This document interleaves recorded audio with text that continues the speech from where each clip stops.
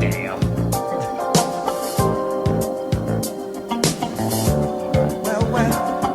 Oh, yeah. Ooh.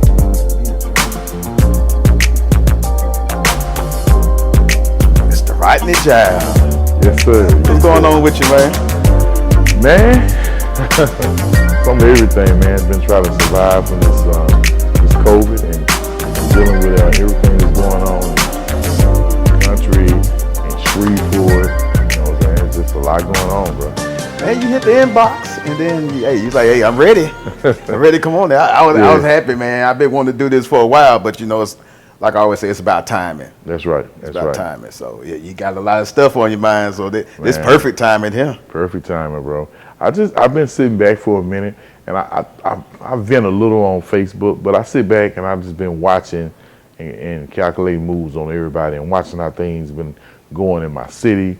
You know, watching the national news and everything else. Of course, a lot of that stuff they're trying to put out there, they do it in order to make everybody be fearful or make everybody more angry than what they already are. You know what I'm saying? Right. So it's just crazy, man. But I'm my partner Jamie Johnson. He mentioned something the other day. People were talking about the situation that happened in Minnesota, and everybody was ready to riot and everything about that. And and he said, well, what about what's going on in Shreveport? You know what I'm saying? We need to clean up your own backyard before you go clean up somebody else. You know what I'm saying? So it's a lot that's going on right here in our city that we need to address and that we need to focus on. And we don't have. I don't think we have a lot of leaders in place that really want to focus on doing that and truly getting involved. And it's kind of one of those things that just burns you up. You know what I'm saying? When you travel to a city that's this size and you see that city flourish, then it really burns you up to see that your city's still stagnant and we just doing the things that we're doing, So, yeah, man, it's a lot. I mean, from that to the entertainment side, you know what I'm saying? I talked to you about, me and Jab had did some stuff before. Right. And, and I kind of just been sitting in the back, kind of just, out the way of that for a while. And I got talked back into it. So I created a record label and been working with artists out of South Carolina and, also working with local producers. And we got other artists across the country that's been reaching out to us. So we're trying to build something that's different than what people have seen in the past. And I'm taking kind of notes from what other music execs did, starting their stuff up and kind of creating ours. So, I got that going. I got, the business, credit business is doing this thing. Working with Dr. Jackson with the real estate. We rolled it. We didn't let nothing slow us down. I mean, we had some obstacles in the way, but we moved right around them and kept moving. So we still doing our thing with that. I run the hotel. I still, do my motivational speaking and everything else, bro. So I'm still just real busy. You know what I'm saying? It's just right now, it's just so much going on that I think that we need to hear from people that are on the ground, that's on the front line, that's actually seeing what's going on. A lot of times you get these politicians that come in, and if I talk about Shreveport politicians, man, Louisiana politicians, well, that'll be a story, you know what I'm saying? They probably want to come get me, you know what I'm saying? But I don't care. I can use the ratings. Hey, I can use it. Hey. Well, the thing is this, bro. My thing of it is that when you have certain things going on in your area, when you see crime going on in your area, when you see the unemployment rate just, of course, the COVID has brought that on as well. But I'm talking about before that, man. It's just been opportunities after opportunity that could have came to this area that no one really looked at in a positive light. And it's going to be surprising. I'm going to do a follow-up on this later. You're going to see some big business stuff going on in a city not far from here that could have been right here in Shreveport. And everybody was like, dang, man, we need that in Shreveport. And when they say that, once they make the announcement, I'm going to say, aha, Shreveport could have had it. Didn't want it. So it's just stuff like that drives you, bro. So, but I challenge these elected officials, man. That's one thing I said that we put these people in these positions, and they come around during election time and they want our vote, and they saying all the right stuff, and they shaking hands and they patting backs and kissing babies. But then when they get in office, where are the results? So what I'm proposing that we do is that we start making demands, man. If you want our vote in City Grove area, then you know what? We got some streets over here that have been having potholes for years. We've been having lights out on these streets, and we can't see what's going on. We know they're selling dope on here on such and such street, and we might not even see a police come down this way. You know what I'm saying? We need to form a neighborhood or a commission within the city. You know what I'm saying? Like, just citizens commission, where they actually come and feed and help, not feed, but actually give information, you know what I'm saying, with your city councilman, share stuff with him and tell him what's going on and kind of look out for what's going on with the people, because that person is one person. So there's only so much they can do. But if you got a lot of people out that's looking out too, and guess what? You can accomplish more if that's what your goal is. Some of them, that ain't their goal, man. They want to be in a title. They want to walk around and look some kind of way. You know what I'm saying? That's crap. I ain't lying. It's crap. So, like I said, I got a lot. I got a lot, man. Then, of course, y'all see the shirt. I was about to ask you about that. That's next, you know what I'm saying? So where'd you get that shirt from? I got a young lady here in Shreveport, man. She made the shirt for me, you know what I'm saying? It says, you know, of course, you know, I can't breathe. And then on the back, it got I'm tired, you know what I'm saying? Because, man, I'm tired. I'm fed up, bro. You ain't the only one, brother. Man, but that's across America, man. People are just tired of seeing young black people, women and men, kids getting killed, getting beat, getting whatever by the police, man. And the only way this stuff changes, I keep telling people this, we don't need to go ride. We don't need to go burn. Especially because we burn in the wrong areas if we do. And I'm not saying that we supposed to, but I'm just saying, if you hit me and hurt me, what I'm going to go over here and hit this person for? You get what I'm saying? Right. The liquor hole over this side, but we ain't doing that. So since we going to do stupid stuff, which is crazy to me, I don't think we should. I ain't going to lie. I don't think we should. What I think we should be doing is, and we just don't have enough of these, we need to be challenging our leaders to come together and come up with a plan and make demands with the legislature to change the laws. See, what should happen is, if an officer, they should be new guidelines. If an officer is caught mistreating or doing criminal activity towards, because that's a criminal act, towards a citizen doing an arrest that shouldn't have taken place, then you should be treated just like that criminal and be tried and get the same charge, not a lesser charge. Because there's no way. That was murder, dog. You know what I'm saying? And I've never heard of a third-degree murder. I think the charge should be more because police are held to a higher standard. And that's true. They are. But the only way you're going to do this, see, a lot of times we'll fuss and say, you know, we can't do it on the local level. Sorry, those aren't the people that do it. Right. But we hire people for Congress and for senators, and they're able to do that. And then we say, well, how are we going to do that? They always get these people for it. Well, next is that we don't even challenge. Just think about it. No one has challenged the way the district lines are set up when it comes to voting. Even for the schools, man, it's crazy. We don't even challenge it. If they change it, we just say, okay, that's new law. That's how they're doing it. We don't challenge this stuff. If we just think about it, we say, well, no, I think it need to go this way. Because if you make it go this way, guess what you're going to do? You're going to end up getting somebody black in a seat. You get what I'm saying? So they set it there where you don't have an opportunity to win, man. So we need to challenge to change that kind of stuff, bro. And then now you got people in place that can present these laws. You get what I'm saying? This is even on the state level. It's things that our state reps could have been pushing on a state level that we can try to get pushed across just in our state. You know what I'm saying? We can make changes in our state. But my thing about it is no one ain't there. Everybody's out for self, bro. Everybody's out for self. It's like when you get in these seats, you out for you or your constituents. If it's something that's going to benefit them, that later on is going to benefit you, guess what? You're going to roll with it. You know what I'm saying? So I've witnessed this firsthand, and I ain't going to say the person's name because, you know, I'm better than that. But I witnessed a public official talking to a company saying, I can help get this done. I can help get the vote. But what's in it for me? And when I heard that, I was like, be dang. I couldn't believe it. Couldn't believe it. I was just in the right place at the right time. And they didn't even see me.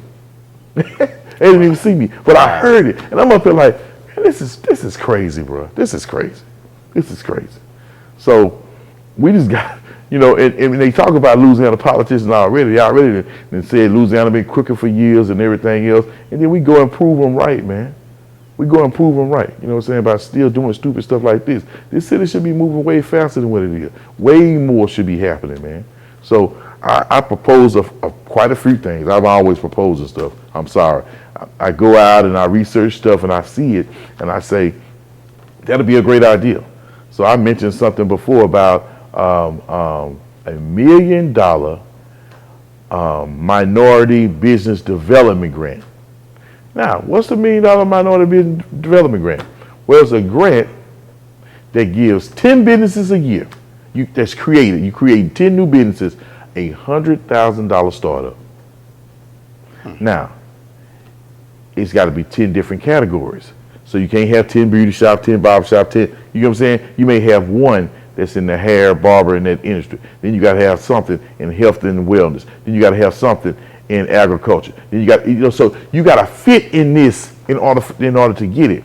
And then not only do you do that, you make sure that they're educated along the way to make sure they understand how the cash flow should work and everything else in daily operation of their business. Even though they have the idea, but the city, if you're investing, you want to make sure that they doing right by them with the money. You know what I'm saying? So those type things. Now think about this. That's 10 businesses a year, right? In 5 years, the city would have been invested just $5 million and started 50 new businesses. 50. Think about that. Now, think about if, let's say, out of 50 businesses, let's say 5 of them produce a product that can be used all over the country. And they create so many jobs. And within 5 years, they've already tripled and doubled. Now they have so much product going out and they create more jobs. Those are the things that we need to do if we're looking at trying to enhance the economy around here and make things better, man. So that's just one of my many thoughts of things that we could do if we want to see things better. You know what I'm saying? So what can we do for the youth that's in the community? These are our future leaders. That's it. Well, it's a few things that I think we should do and we don't do. You know, if you look over in Texas, man, they got some programs over there in Texas and other parts of the country where they actually take youth in and they give them like an apprenticeship job working, and they learn how to be a plumber, how to be a welder, or how to be different type job, electrician or whatever situation. You know, they may just be a helper until they're able to graduate on to something more. But my thing about it, they get exposed to it. We don't even offer it. And the companies that do have the apprenticeship programs, they hide them. And they save those for the family or the cousin, and they bring them in. And it's not no black people that's being brought in. I'm just telling you. So you go to a company, you're like, dang, ain't number 2, why do black people work here? How's that? And all these black people in Shreveport. They take care of each other. They take care of each other. You know what I'm saying? So we got to do stuff like that for the youth. We got to come up with more educational programs that's going to be enticing and that's going to be engaging. See, we think that if we engage our kids with the same type of education that they're getting in school, then they should get better. But that ain't the case, because every kid learns differently. Just because a kid is hyper and likes to move doesn't mean he can't learn. That means his environment needs to change. Change the environment. Hey, we're going to do this standing up. We're going to do it differently. It's like whatever people have told us what should be right, we roll with it, and that's what's supposed to be right. We just say, well, that's what it's supposed to be. That's not the case. So from the educational level, I think that we need to have year-round programs like this to come available. You know, I think we need to do that. We have no form of entertainment for our young people. When you look at the ages 15, we're going to go to 15. We'll go 15, and I'm going to go all the way up to about 22, 23, 24. What you got for them to do? What do you have? What do we have? Skating ring. Okay. Older ones ain't gonna go. Yeah. Besides that, Movies, I mean, social distance, we got to stay away from each other in a way. Right. And, hey, you got Netflix, everything you watch on TV. Yeah. What you got? Video game? Hey, I'm tired of that. I'm older, I want to, you know what I'm saying? So my thing about it is we didn't put forth the effort to try to attract any form of businesses to come in this area or develop it ourselves to be able to offer a form of entertainment for these kids, some form of activities, things for them to do, you know what I'm saying? So I think that part is missing as well, you know what I'm saying? The city used to have this job program. They still got it, I think, but they cut it way back, man. They used to have tons of, was it JTPA, JCP?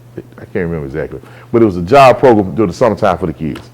And they would have several of them working at the parks and working at different city buildings and things of that nature there. Well, what has happened over time, they cut those jobs back, one. Secondly, all the jobs were being given to family members, man. They were looking out for my little cousin, TT, and cousin, everybody else. And then you had these kids that really need it that don't get an opportunity, man. That don't. You know what I'm saying? And I get mad at some of our black businesses too because they don't take the time out. Man, we around here flossing and this and that and doing this, but yet still we could take a pinch of that money and offer a kid a part-time job and maybe change his life. You get what I'm saying? Gotcha. Man, I've sponsored some schools and I went to one school and I'm not going to call the school because I don't want to embarrass the school or the kid. But I'll just say the situation. Got a call, said got a kid up here, man. Man, the kid got a Super One, County Market bag around his waist as a belt. The clothes are so dirty that the white T-shirt is brown. Ain't no shoestrings in the shoes, and ain't got no socks on. And this how the kid came to school. The mama didn't attempt to even look at the little child when he went out. Just got on up there. So my thing about it was, when I heard about it, and I got there and saw that child, oh Lord, it brought tears to my eyes, man. So of course, got the uniform, got the belt, got shoes, socks, man, got everything, man. But then I told him, I said, right now, this kid looks good. We did it. But what about when they go home, man? You know what I'm saying? Right. So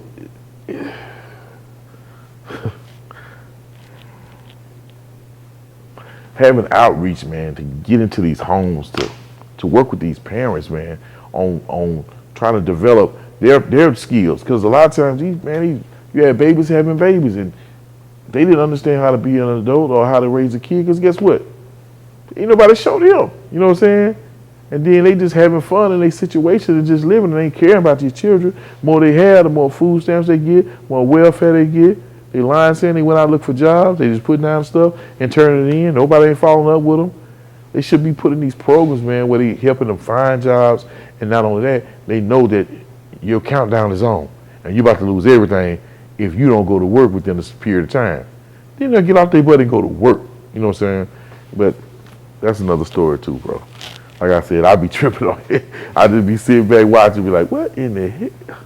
Crazy, man, crazy. Well, what do you think about the lack of financial literacy in our communities, which I think plagues our communities too? Oh, man.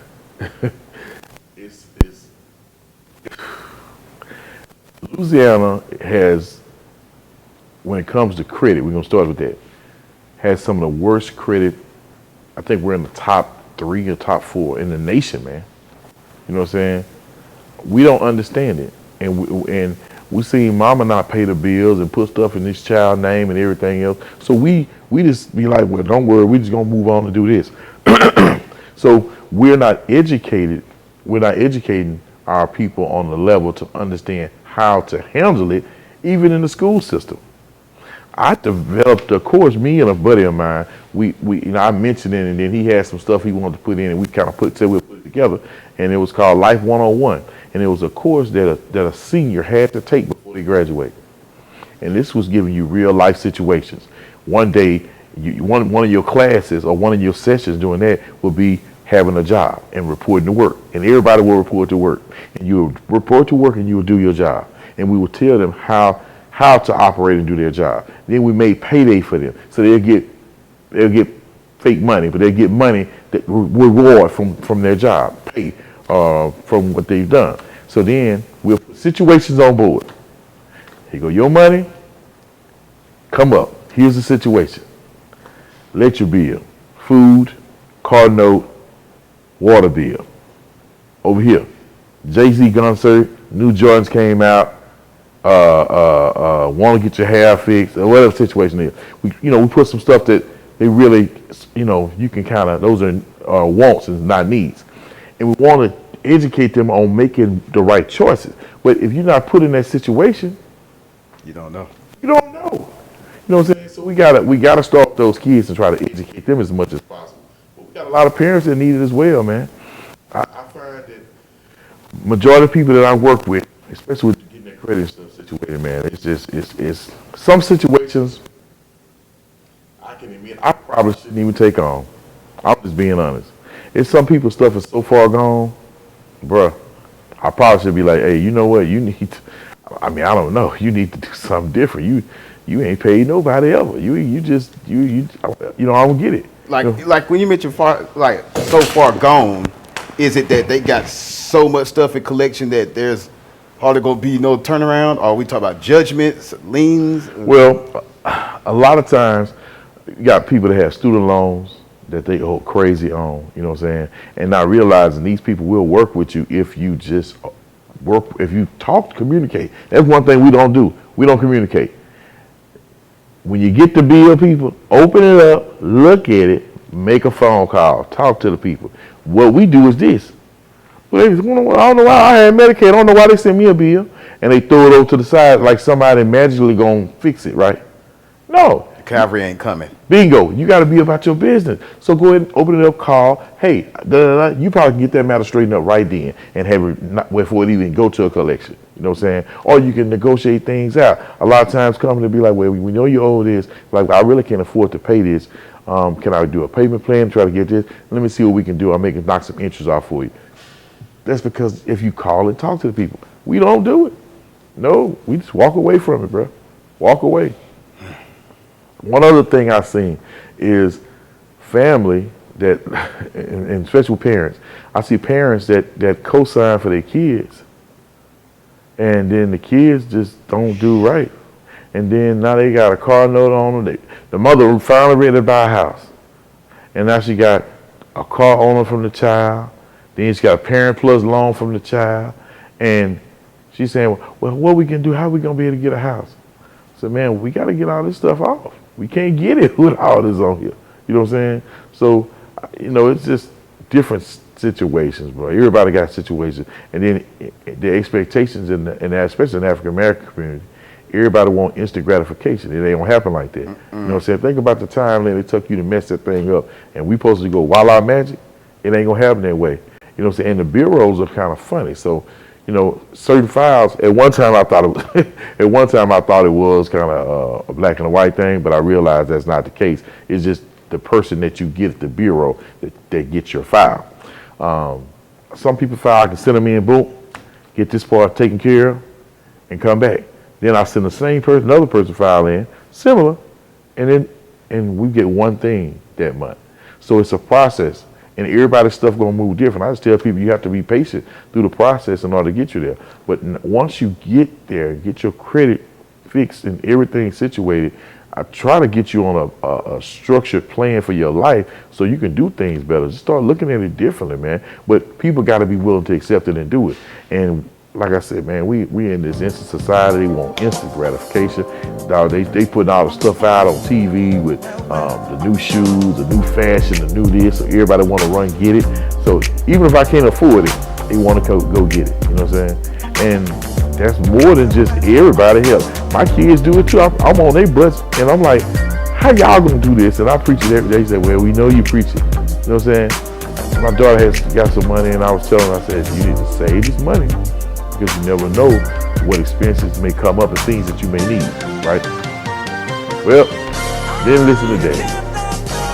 So A month later, some came up she needs to pay for it, and she cried. And I said, what happened to your money? She couldn't even say nothing. So I said, now you expect daddy to bail you out, and this is what's gonna happen. I'm not going to.